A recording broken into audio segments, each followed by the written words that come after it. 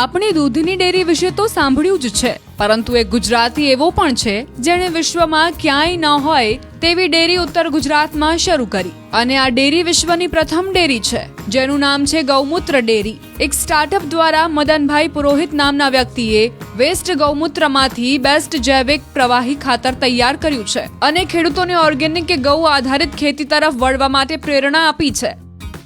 આજ તમારા બધાની મુલાકાત હું દેશ અને દુનિયાની પહેલી ગૌમૂત્ર ડેરીની કરાવી રહ્યો છું, તેનું પ્રસાદ એગ્રોવેટ પ્રાઇવેટ લિમિટેડ. અમારું ઉદ્દેશ્ય છે કે ગોપાલકને એક આત્મનિર્ભર બને, ખેડૂત આત્મનિર્ભર બને, દેશ ઝેર મુક્ત બને. તો આની શરૂઆત અમે 2017માં 50 લીટર ગૌમૂત્રથી કરી હતી. હાલ અમે 1200 લીટર પર ડેનું પ્રોસેસિંગ કરીએ છીએ. અમે આજુબાજુના લગભગ 35થી વધારે પરિવારો પાસેથી દેશી ગાયનું ફક્ત ગૌમૂત્ર 5 રૂપિયા લીટર મહિને અમે 2 થી 2.5 લાખ રૂપિયા ખેડૂતોને ગૌમૂત્રના માધ્યમથી આપીએ છીએ. એ ગૌમૂત્ર અહીંયા લાવીને અમે અલગ અલગ પ્રોસેસ થ્રુ ડિસ્ટિલેશન પ્રોસેસ આવી જાય, એનામાં અમોનિયા સેપરેશન પ્રોસેસ આવે છે. એ અલગ અલગ પાર્ટ અલગ કરી અને ખેડૂતો માટે ડીપી, યુરિયા મતલબ કેમિકલ ફર્ટિલાઇઝર અને પેસ્ટિસાઇડના અલ્ટરનેટિવ તૈયાર કરીએ છીએ, જે ખેડૂત આપણા ખેતરમાં વાપરીને ઓર્ગેનિક ખેતી અથવા ગૌ આધારિત પ્રાકૃતિક ખેતી કરી શકે એનું પ્રોપર આપણે ઓપ્શન આપીએ છીએ. આ અમે અલગ અલગ પ્રયાસો કરતા. મારા ફાધર લગભગ 25 વર્ષથી ગૌ સેવામાં છે અને લગભગ 8 વર્ષ પહેલાં અમે અહીંયા જોયું કે ગાયો ગૌશાળામાં સુખી નથી રહેતી. આટલી બધી ગૌશાળા હોવા છતાં પણ ગાયો બહાર રખડે છે અને ગૌશાળા કોઈ સમસ્યાનું સમાધાન નથી, પોતે સમસ્યા જ છે. તેની એના ગાયો માટે હરોચારો ક્યાંથી લાવો, ગાયો માટે સૂકોચારો ક્યાંથી લાવો, અને જે ગાયોનું સંવર્ધન થવું જોઈએ એ સંવર્ધન ગૌશાળામાં નથી થતું.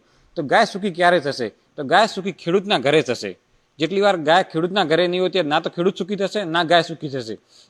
અને તમે જોજો જ્યારથી ગાય ખેડૂતથી દૂર થઈ છે ખેડૂતના ખેતરમાં ઓર્ગેનિક કાર્બન પણ દિવસે દિવસે ઘટી રહ્યું છે. એનું મુખ્ય કારણ છે ગાયનું ગોબર. જે ધરતી માતાનું મુખ્ય ખોરાક છે એ ગાયનું ગોબર અને ગૌમૂત્ર છે.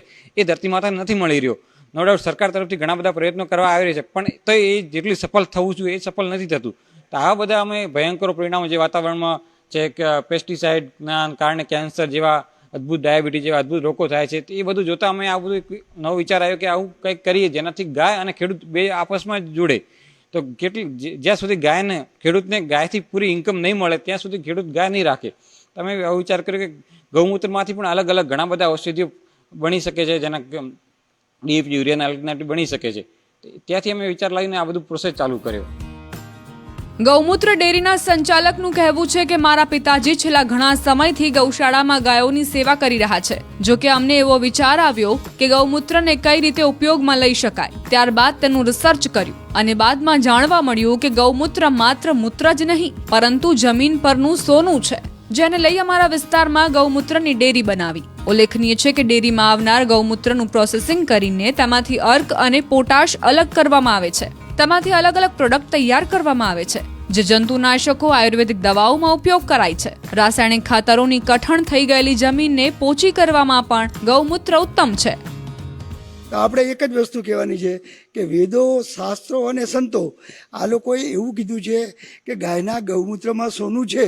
એ સોનું ક્યાં છે? તો આપણે ધેનુ પ્રસાદ એગ્રોવેટ પ્રાઇવેટ લિમિટેડ કંપની દ્વારા રિસર્ચ કરી, અલગ અલગ રિપોર્ટ કરાવી, લેબ કરાવી અને ગાયના ગૌમૂત્રથી સોનું બહાર નીકાળી કે સોનું ક્યાં છે એ આપણે સાબિત કરીને એ બતાવ્યું છે કે ગાયના ગૌમૂત્રમાં સોનું ખેડૂતના ઘરે છે. તો ખેડૂતના ઘરે આ વસ્તુ વપરાશે અને એમાંથી ઉપજ આવશે તો એને સોના જેવા પૈસા મળશે. એટલે આપણે સાબિત કરી બતાવ્યું છે કે ગાયના ગૌમૂત્રમાં સોનું છે, ગોલ્ડ છે. વેદો અને શાસ્ત્રો બધા કહે છે એ સાબિત કરી બતાવ્યું છે કે ગાયના ગૌમૂત્રમાં સોનું ખેડૂતના ઘરે છે. બનાસકાંઠા જિલ્લામાં આવેલી ગૌમૂત્ર ડેરી માત્ર દૂધના જ પૈસા નથી આપતી, ગૌમૂત્રના પણ પૈસા આપે છે. ખેડૂતોને ઓર્ગેનિક ખેતી તરફ વાળવા ડેરીમાં ગૌમૂત્રમાંથી જૈવિક પ્રવાહી ખાતર તૈયાર કરવામાં આવે છે. આમ વિશ્વમાં ક્યાંય નથી તેવી ડેરી શરૂ કરીને ગુજરાતનું ગૌરવ વધાર્યું છે. અમે ખાસા વર્ષથી ગૌમૂત્ર વેસ્ટ જતું હતું, એના માટે હવે મને વાવડ્યું છે શામજીભાઈએ.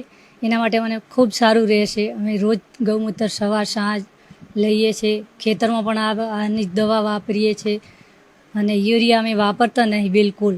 યુરિયા 7 વર્ષથી અમે નહીં વાપરતા. આ જમીનમાં ઉપયોગ પણ સારો મળે છે. બીજું પણ સારું આવક પણ અમે જે ધાન ખાઈ પણ સારું અમને ખાવા મળે છે ખાતર વગરનું આખું.